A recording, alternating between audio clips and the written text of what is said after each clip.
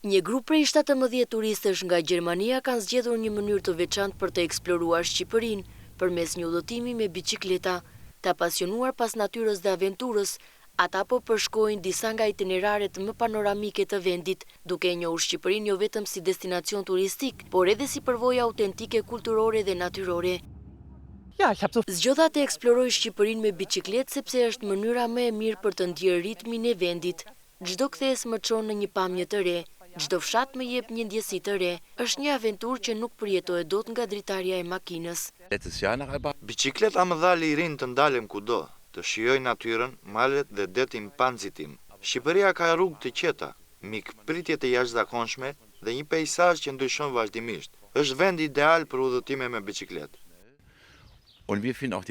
Gjatë itinerarit të tyre turistët kanë zgjedhur të kalojnë nga rruga e vjetër e Muzinës, një segment historik dhe panoramik që lidh Gjirokastrën me zonat bregdetare. Kjo rrugë ofron një kombinim të rallë të historisë, natyrës dhe qetësisë. Rruga e Muzinës është një nga më të bukurat që kemi kaluar ndonjëherë me biçikletë. Pamja nga lart është magnitse, male, gjelbërim dhe ajër i pastër. Është sfiduese, por e mrekullueshme për çdo udhëtar që kërkon përvojë të vërtetë. Ky udhëtim është një shembull i qartë i turizmit të qëndrueshëm që po fiton gjithnjë më shumë terren në Shqipëri. Turistët me biçikleta jo vetëm që respektojnë mjedisin, por ndihmojnë edhe në promovimin e zonave të thella dhe më pak të njohura. Të huajt largohen të mahnitur nga mikpritja, natyra dhe autenticiteti që ofron jugu i Shqipërisë.